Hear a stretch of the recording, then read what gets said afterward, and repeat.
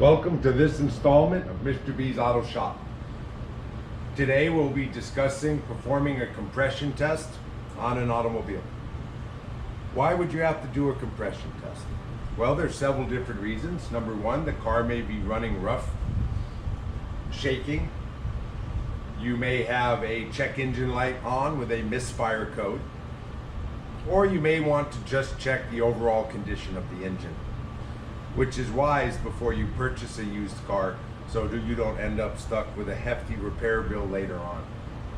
In order to complete the compression test, we're going to need some tools. We're going to need a compression tester. We are going to need a battery charger. We are going to need various hand tools to remove the spark plugs and any parts that might be in the way. We will need a turkey baster, a small amount of oil, a sheet of paper to write our results on, and of course, a cup of coffee to get the work done. The first step of doing a compression test is to hook up the battery charger. Hooking up a battery charger is critical to an accurate test because we need every cylinder to have the same opportunity to produce compression. If we don't use a battery charger, when we do the first cylinder, the engine will spin at a high RPM, giving us a good reading. However, by the time we get to number 4, number 6, or number 8, the battery will have drained and the engine will crank more slowly, causing the reading to be lower than it should. By putting a battery charger on the car during testing, we guarantee that every cylinder will spin at the same RPM, giving it the possibility of getting us the best reading that we can. The first step we need to do is to disable the fuel system. Fuel is a solvent. If we try to do the compression test with the fuel system enabled, the fuel spraying through the fuel injectors will wash the oil off of the walls of the cylinder, and that will give us a lower reading than we should have. The easiest way to do that is either to remove the fuel pump fuse or the fuel pump relay. If you're using a Haynes manual or you're using Shopkey or ALLDATA, it's pretty easy to locate these components. If not, you will have to remove the covers of the fuse box and look at the legends to determine if it's the correct area. On this type of vehicle, the fuel pump fuse is located in the driver's compartment fuse box. When you open the driver's door, you will see a panel like this. And when you take it off on the inside, we will have a legend. So we're going to go ahead and remove that fuse.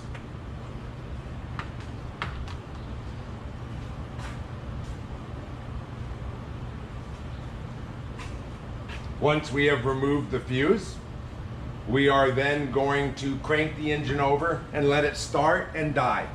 Sometimes the car will not start at all, and sometimes it'll run for a few minutes and quit running.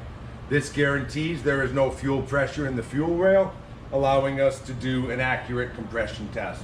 So I'm now going to attempt to start the car.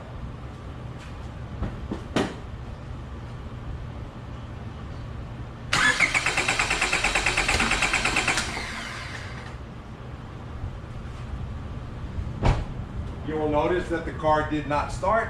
Now I know the fuel rail is empty and I'm ready to perform the test. So let us talk about the tool that we're going to use. In this case, we're using the Snap-on compression tester. Most compression testers are of the same style and shape. They may be of different colors or look a little bit differently, but most compression testers across the market follow these basic guidelines. If you don't have a compression tester, you can always get one on loan from like AutoZone or Kragen or Checkers or whatever parts store you may frequent. Usually they'll ask for a deposit, they loan you the tool, you return it when you're done in good condition, they give you your money back. Of course, if you decide to keep it, well, they're going to decide to keep your money as well. So unless you want to purchase one, make sure you return it to them. Inside of the box, the first thing we have is our compression gauge itself. It contains the gauge that we're going to read while we're doing the test, and it contains a hose that connects to the adapter. Also inside the box, there will be several adapters for the different types of spark plug threads inside of cylinder heads. The turkey baster will be used to inject oil during the wet compression test.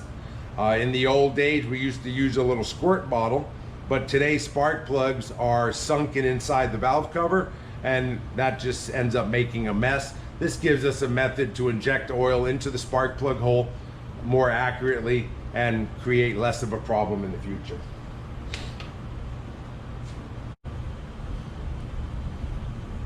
First step of doing the compression test is to remove the spark plug wires. It is important that we don't mix them up. They need to be back in the exact position that they started. If you mix them up, you'll end up messing the firing order up, and then the vehicle will either not run or run extremely poorly. If they're like this, where each one is of a different length, it's a lot harder to mix them up. If you are concerned, you can put a piece of masking tape on them with a number so they go back in the same way. So at this point in time, I'm going to go ahead and remove the spark plug wires. In order to prevent tearing them, make sure you don't grab them from the wire and pull. You want to grab them from the end of the plug, twist them, and then pull up. The twisting will help break the adhesion from heat between the spark plug porcelain and the end of the spark plug tube. So we're going to go ahead and loosen them all. I've found that when they are on a rail like this, that it's easier just to pull the clips and remove it as one assembly. Then you will never ever have a problem with mixing up your spark plug wires. So we're going to go ahead and take our hand tools and we're going to remove the clips.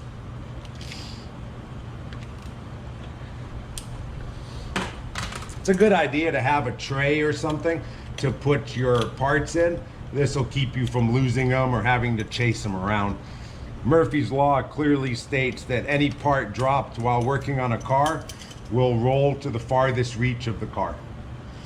So unless you have a small child who wants to climb under the car and retrieve your bolts, it's a better idea to use some type of bin.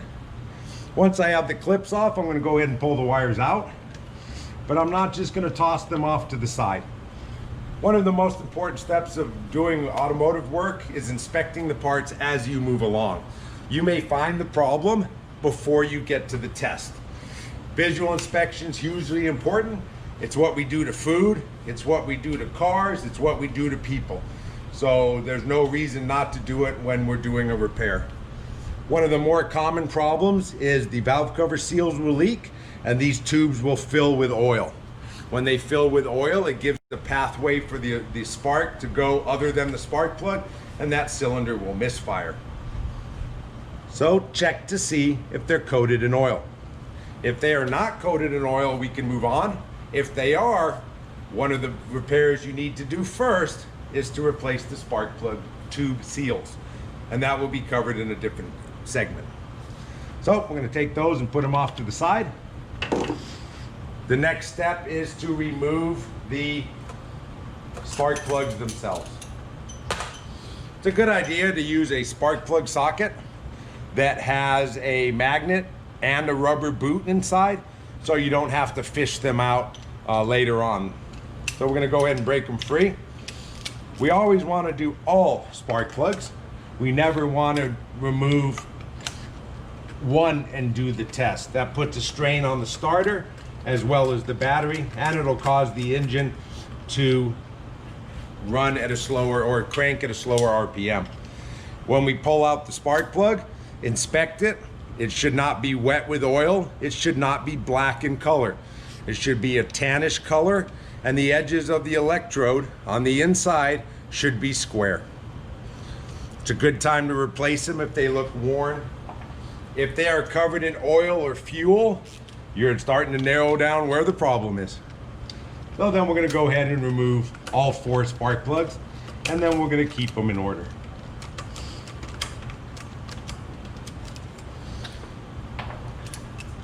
Compression tests are very important. They help narrow down where the problem is. If we don't have that type of a tool or that type of knowledge, then we're basically guessing.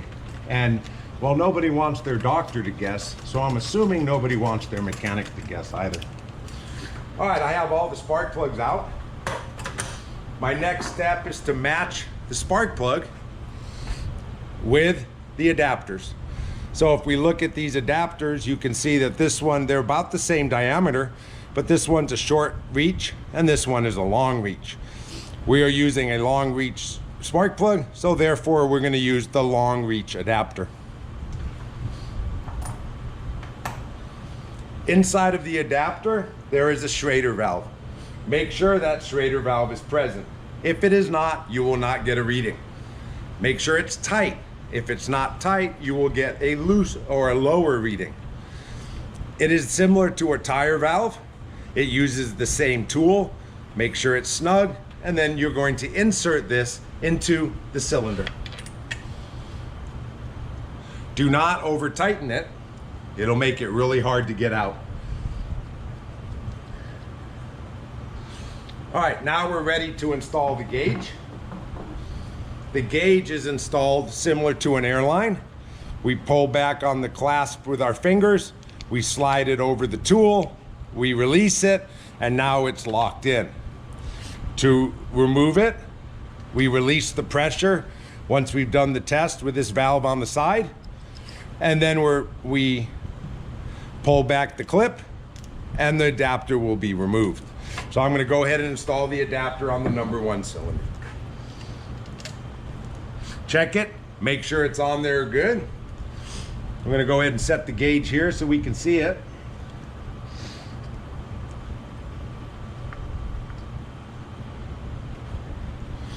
And we're going to crank the engine 5 rotations. You will hear the compression stroke. If that cylinder has compression, you'll hear the engine slow down. So while we're cranking, we're going to do it 5 times. Before we do that, we need to make sure that we're getting the maximum amount of air into the cylinder. So we are going to block open the throttle. We can do it manually.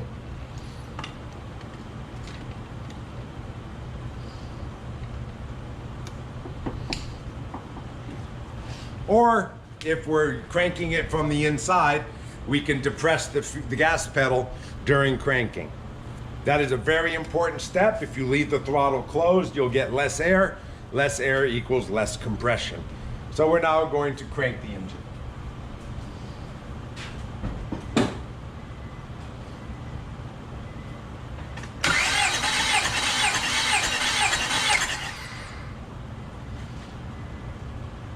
You could clearly hear the strokes of the engine, the 5 compression strokes. We want to pay attention to the first stroke, the third stroke, and the 5th stroke. And we want to write them down on our piece of paper. Well, you don't have to write them down. If you have an elephant around, they have a really good memory and they can remember for you, but I don't happen to have an elephant, so I have to use a pen and paper. So we're going to look at this. You'll notice that when it cranked the first time, we were somewhere around 50. The third one was somewhere around 125, and the last one is about 200. So I'm going to write those down. When we look at compression readings, there are 2 things we look at: a minimum reading and consistency. So if one cylinder is less than another, even if it is above the minimum, that cylinder is going to produce less power, and then that's going to give us a misfire or a rough running condition. So we want to make sure that all the readings are within 10% of each other, and that the minimum reading on a modern car is above 125 psi. At this point, we're going to repeat this process on each cylinder. To release the pressure, there's a valve on the side. When you push the valve, it will release it. Now I can uncouple it, and I'm going to move on to the next cylinder. We're going to repeat it the same exact way with every single cylinder. Do not stop if you get one cylinder with a low reading. You may have more than one problems, Or if you're doing a compression test and you have two cylinders next to each other that have a problem, that would indicate a blown head gasket. And we'll talk about the results here in a minute. Make sure it's tight.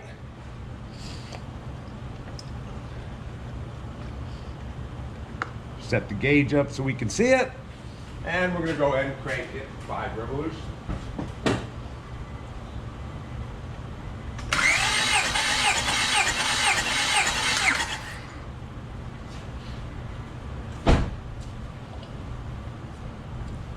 We'll notice our compression was pretty similar.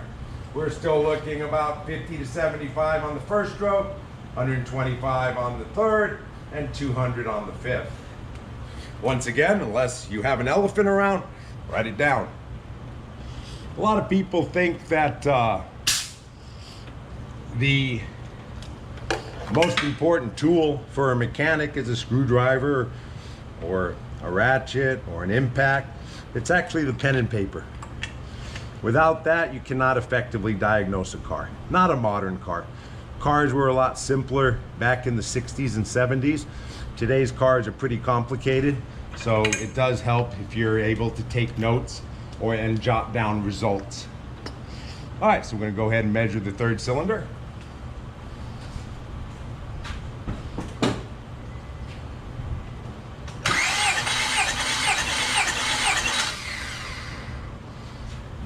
You'll notice because of the battery charger, the engine's cranking over at the same speed the entire time.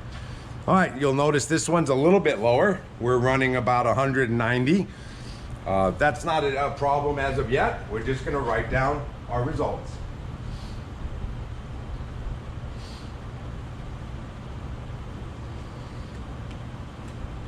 Release the pressure and do the last cylinder.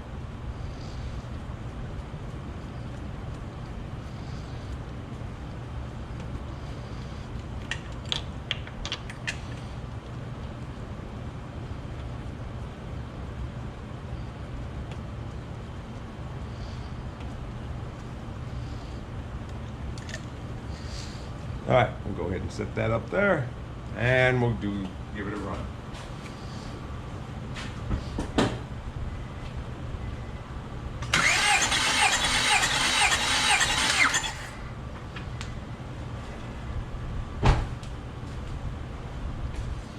All right, you'll notice our compression on this one's 200 as well.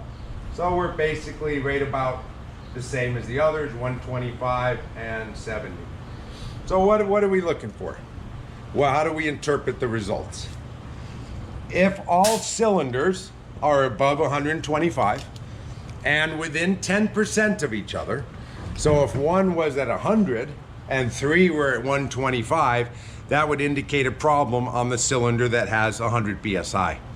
So the rule is 125 minimum, 10% across the cylinders. So in this case, the lowest cylinder we have is 190. The highest cylinder we have is 200. We're only looking about 5%, so we're okay. We also want to look at the first stroke. If the first stroke is low for all cylinders, then we're looking at a restriction in the air filter or in the intake assembly. If the compression keeps increasing beyond, so you have your cylinders go 250, 275, then we're gonna look at a restricted exhaust. If two cylinders next to each other are low, then that's gonna indicate a blown head gasket or problems in the cylinder head. Now, just because the cylinder compression is low does not mean it needs an engine. There are several things that could affect compression other than a bad cylinder head or a bad set of rings. It could be that someone put a timing belt on and they did not set the cam to crankshaft timing correct. This is going to cause a valve timing problem, which would lower compression as well. At this point, we've done our readings. If we had a low cylinder, we would perform a wet compression test at this time. So we're gonna do one just to cover the procedure, even though this engine does not have a problem. I need my turkey baster. I need some type of oil. and I'm going to suck up about 2 tablespoons of oil. I am then going to take and put the oil into the spark plug hole and put it in on top of the piston. Oil is a sealer. So if the rings are faulty, when we add oil, the oil will accumulate around the ring and it will seal the cylinder. So if compression goes up, then we know that our problem is in the lower end of the bottom end of the engine because it may have faulty rings. If compression stays the same, then we know the problem is going to be in the timing of the engine, or it's going to be in the top end or the cylinder head. Now, like I said, this one doesn't have a problem, but it's good to understand how to do the test as well. So I'm going to crank it 5 more times.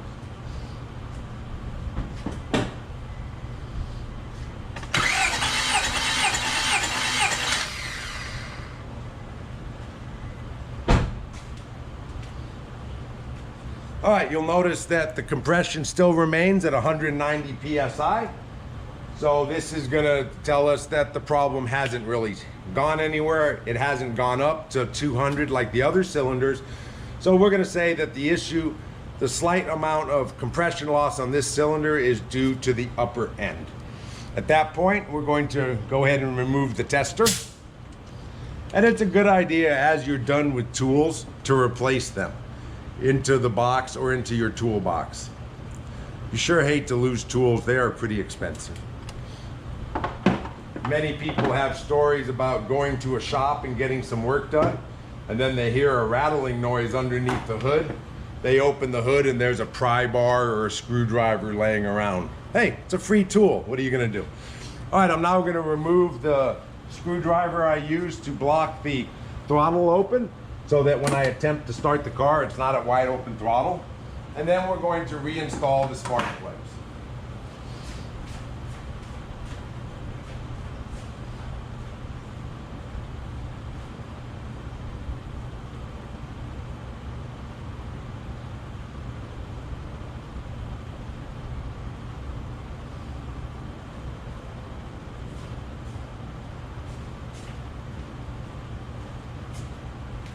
Modern engines today have aluminum heads. So when you put the spark plugs in, it is important that you use some type of anti-seize to prevent the spark plug threads from binding with the cylinder head. We're not going to use a large amount on it.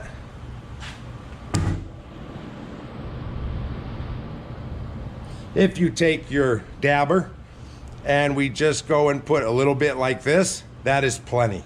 You don't want to get it all over the place. This stuff does not like to wash off. And if you get it all over, well, you're going to spend a lot of time at the sink. We always hand start spark plugs to prevent them from getting stripped. Easiest way to do that is to put them in the tool. And then we're going to set it down in the spark plug tube and we will tighten it. And we're going to do all 4. Now, if you have a torque wrench, it might be a good idea to torque them in the beginning till you get used to how tight things should be. You don't want to over tighten them because you can damage the threads, and you definitely don't want to leave them loose because they will pop out. All right, then we're going to go ahead and do each one. Don't forget to put the anti-seize on them.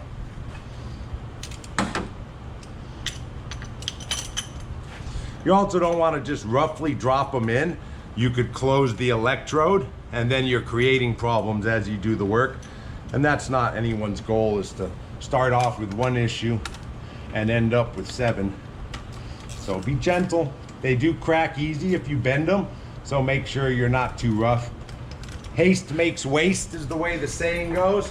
So if you try to rush your job, well, you're gonna end up doing it twice. You guys know the old saying, there's never time to do it right, but always time to do it twice. Well, don't spend your time doing it twice. There's a lot better things in life to do than do a job over again because you made a mistake. All right, so we're running these down. We're on the 3rd one. We got 1 more to go.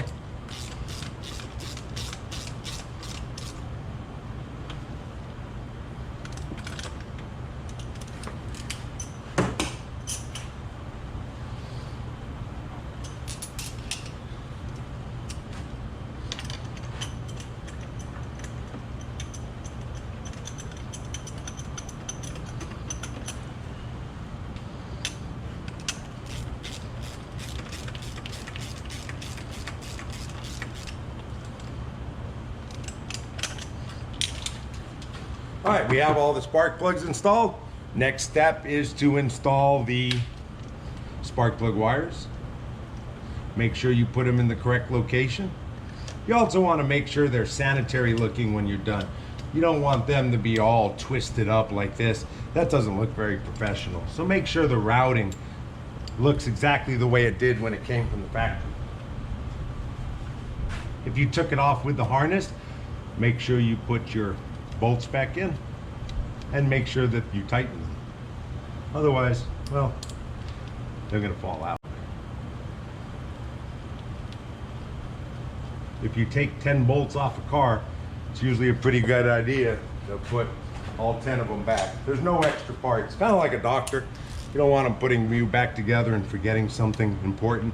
You might end up like the Tin Man and not have a brain. All right, we now have that all together. We'll double check your work. We installed the spark plugs. We installed the wires. We fastened everything down. You'll notice this one was out of place. So we want to make sure that we get it looking good. Perception's everything. If you do a messy assembly, then you probably did messy work. So it's key to do work that is professional and looks like you know what you're doing. At this point, we're gonna go ahead and reinstall the fuse and the fuse box cover and make sure we put it together correctly.